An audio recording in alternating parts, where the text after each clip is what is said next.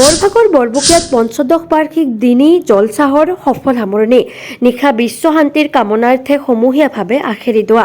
নলবাৰী জিলাৰ বৰভাগ ৰাজহ চক্ৰৰ অন্তৰ্গত আঞ্চলিক দিনী তালিম মাদ্ৰাছা বৰবুকিয়াৰ উদ্যোগত পঞ্চদশ বাৰ্ষিক দিনী জলচাহৰ দেওবাৰে দিনজোৰা বৰ্ণাঢ্য কাৰ্যসূচীৰে অনুষ্ঠিত কৰা হয়। কাৰ্যসূচী অনুসৰি ৰাতিপুৱা পতাকা উত্তোলন, পবিত্ৰ কোৰাণ খতম, গছপুলি ৰোপণ, আঞ্চলিক ভিত্তিত কেৰাত মজনুন দোৱা, নাটে ৰচুল প্ৰতিযোগিতা আৰু বঁটা বিতৰণী সভা অনুষ্ঠিত হয়। সন্ধিয়া ধৰ্মালোচনী সভাত কেইবাগৰাকীও ধৰ্মীয় পণ্ডিতে ধৰ্মৰ ওপৰত ভাষণ আগবঢ়ায়। নিশা বিশ্ব শান্তিৰ কামনাৰ্থে সকলোৱে ৰাজহুৱা আখেৰি দোৱাত অংশগ্ৰহণ কৰে। জলচাহ পৰিচালনা সমিতিৰ সভাপতি গনি আলী, মুখ্য সম্পাদক জিয়াউৰ ৰহমান আৰু মাদ্ৰাছাখনৰ মুহতামিম হাফিজ ইউছুফ আলীৰ লগতে পৰিচালনা সমিতিৰ কাৰ্যকৰ্তাই উক্ত জলচাখনি সাফল্যমণ্ডিত কৰাৰ ক্ষেত্ৰত সহায় সহযোগিতা আগবঢ়োৱা আটাইলৈকে ধন্যবাদ জ্ঞাপন কৰে। সাংবাদিক বন্ধুসকল, প্ৰথমতে আঞ্চলিক দিনী মাদ্ৰাছা বৰবুকিয়াৰ উদ্যোগত পঞ্চদশ বাৰ্ষিক দিনী জলচা উদ্যোক্তা সমিতি আয়োজন কৰিছে আৰু আয়োজন সমিতিৰ তৰফৰ পৰা আপোনালোকক ধন্যবাদ জনাইছো। এই চেগতে জলচাহৰ যি মহান আজি উদ্দেশ্য পাগুৰি প্ৰদান। আমি 2024-25 বৰ্ষত আমাৰ এই মাদ্ৰাছাৰ পৰাই এজন ছাত্ৰই সুখ্যাতিৰে তেওঁৰ দেউতাকৰ নাম লতিফ আলী, মোহাম্মদ হাফিজ ইমামুল হক, নলবাৰী জিলাৰ গাঁও খাৰহিঠা, তেখেতক আমি এইবাৰ পাগুৰি প্ৰদান কৰিম আৰু এই জলচাখন সেই উদ্দেশ্যতে পতা হৈছে। গতিকে এই ছাত্ৰজনৰ ভৱিষ্যত আমি উজ্জ্বল কামনা কৰিছো। গতিকে আশা কৰো অনাগত দিনত এই বৰভাগ অঞ্চলৰ এই মাদ্ৰাছাখনে শান্তিত্ববোধ ভাতৃত্ববোধ বজাই ৰাখিব আৰু এই শান্তিত্ববোধ আৰু ভাতৃত্ববোধ বজাই ৰখাৰ কাৰণে আজি আমাৰ অসমত ইয়াত দোৱা হ'ব। ইনশাআল্লাহ এই দোৱাত আমি আটাইৰ কাৰণে আমি দোৱা কৰিম। আশা কৰো আল্লাহ আমালোকক আটাইকে কুশলে ৰাখক, ভালে ৰাখক, তাৰে কামনা কৰিছো। উল্লেখ্য যে উক্ত জলচাখনিত মাদ্ৰাছা শিক্ষা সম্পূৰ্ণ কৰা অভিজ্ঞ ছাত্ৰসকল ধৰ্মীয় পাগুৰি প্ৰদান কৰি সন্মানিত কৰা হয়। মাদ্ৰাছা বৰবুকিয়াৰ উদ্যোগত পঞ্চদশ বাৰ্ষিক পাগুৰি প্ৰদান দিনী জলচা। আমাৰ ৰাতিপুৱা ফজৰবাদ কোৰাণ খতম হৈ যায়। ৰাতিপুৱা 8 বজাত ধৰ্মীয় পতাকা উত্তোলন কৰা হয় আৰু আমাৰ এই দিনজোৰা কাৰ্যসূচী জলচাহত সমূহ আটাই আমাৰ বৰবুকিয়া ৰাইজৰ, আমাৰ ৰাইমা গাঁৱৰ বৰভাগৰ আটাই যিখিনি মানুহ ওলাই আহি আমাৰ এই জলচাখনত দিয়া পৰামৰ্শ দিছে, ওতঃপ্ৰোত হিচাপে জড়িত হৈছে, তেওঁলোকক মই আন্তৰিক অভিনন্দন জ্ঞাপন কৰিছো। আৰু আমাৰ নিশা 10 বজাত সমূহ ইছলাম ধৰ্মীৰ ঘৰতে আমাৰ দোৱা হ'ব।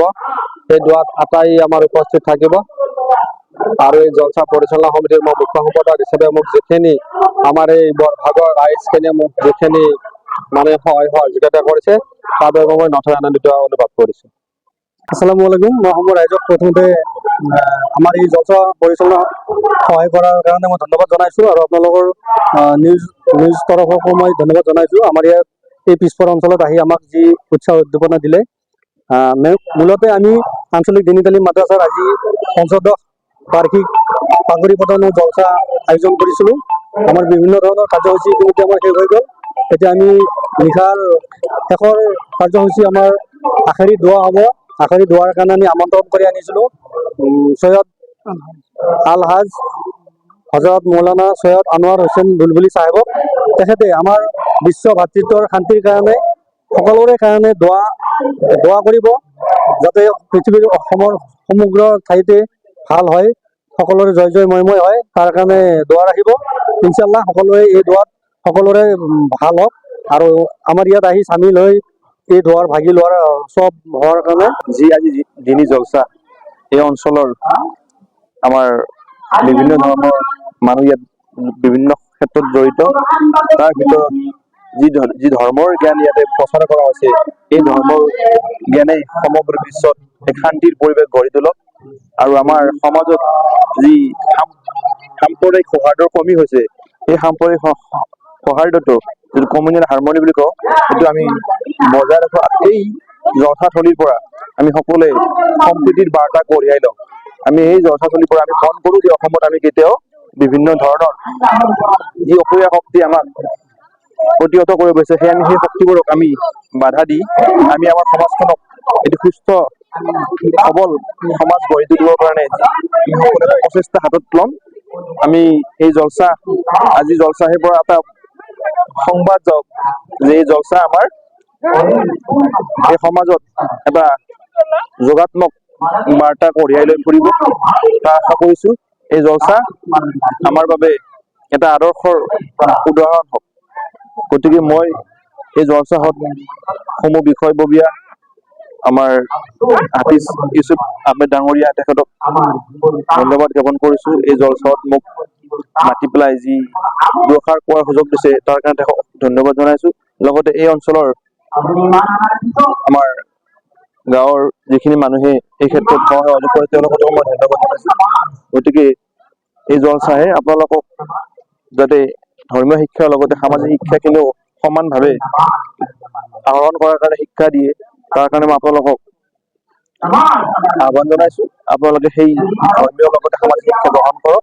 যি বক্তাসকল আহিছে তেওঁলোকৰ কথাবোৰ সাৰোগত কৰক।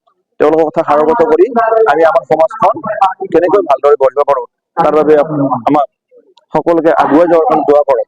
এই দোৱা যাতে সকলোৰে বাবে এটা যোগাত্মক দোৱা হয়, সকলোৰে শান্তি দোৱা হয়, সম্প্ৰীতিৰ দোৱা হয়, তাৰ আশাৰে মই এই চমু বক্তব্য সামৰিছো।